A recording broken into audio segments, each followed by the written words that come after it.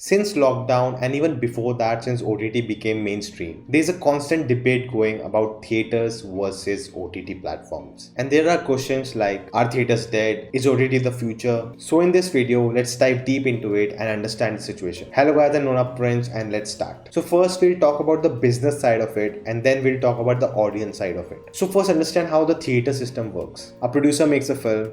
Now, depending on who's the star, what's the budget of the film, how big is the film, now the distributors approach the producers for the rights of the film. And if it's a new film, a new producer, a new cast, sometimes they go and approach the distributor to sell them the rights. Now, the distributors are like the middlemen. They're in the middle of the producer and the theaters. So they get the rights for the film and they share it with the theaters, and the theaters play those films in the theater. Now, the every ticket sold, the percentage of it is divided among the distributor, the theater chain, and the producers. And that percentage depends on various things, but mostly the theaters don't really earn much from the ticket sales. The main profit they earn are from the food they sell, the popcorn, the cold drinks, etc. So you see, there are so many people involved in this process. Now, how many screens the film get, it all depends on various issues like who's the star, can they afford that many screens for it, will they get that investment back from it. So the profit for the producers depends on how many people come to watch the movie in the theaters. Now in OTT, two things can happen. They can acquire a right for a film that is already made, or they fund the film or become the producers of that movie from the start itself.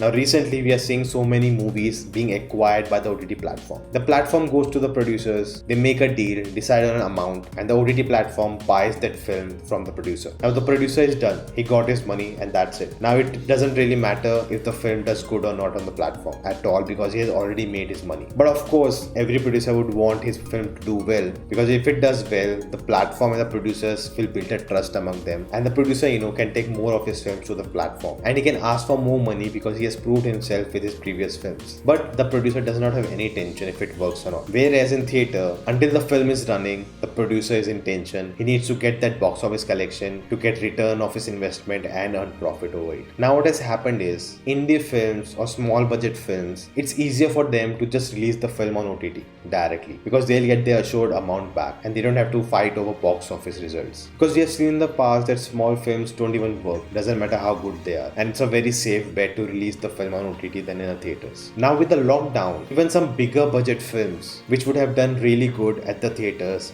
are releasing on OTT, and it's a really hassle-free process for them to go directly on OTT than to go through all that drama releasing it in theaters. Now this is impacting the distributors and impacting the theaters. The distributors had a monopoly before, and sometimes they used to charge small films to distribute the film to theaters, but now they are really in trouble. So guys, if I'm making any sense in the video, do hit that like button, because when you do that, YouTube promotes this video and it can reach to more people. Also consider subscribing and hit that bell icon to get more videos like this. So now let's talk from the perspective of the audiences. The community experience that theaters give is unbeatable today. Maybe in future with VR and everything, OTT can create that too, but today it's unbeatable. Now for someone to go watch a movie in a theater, it's a whole journey. He has to get ready, travel to the theater, watch 30 minutes of bad ads, then watch that 2.5 hour movie with an interval, spend money on food, popcorn, etc. After the movie is hungry, so he'll go spend money on food and then travel back and come home. It's almost around 5 to 6 hours affair to watch a movie in a theater today. And also the majority of population in India still watch movies on occasions. It's a birthday, it's an anniversary, etc, etc, etc. The habit of watching movies in theaters is still developing in India. Now with OTT,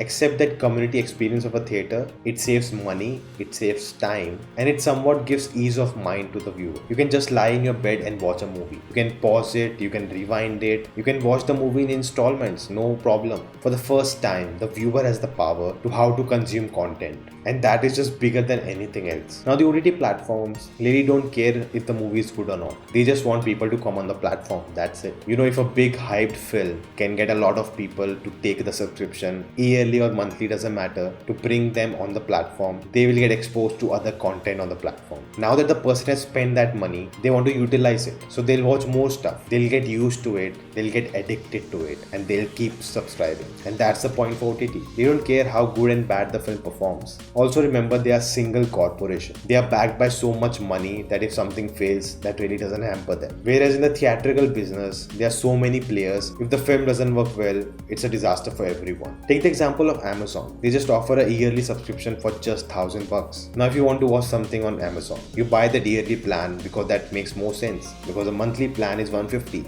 and if you buy the yearly plan, it's cheaper. So you buy that and you watch whatever you wanted. Now you have spent that much money for a year, you want to utilize that, so you keep watching something or the other on Amazon. You also get the Prime benefits, so you think, why not order something, I'll get free delivery, and you do that, and in no time it becomes a habit.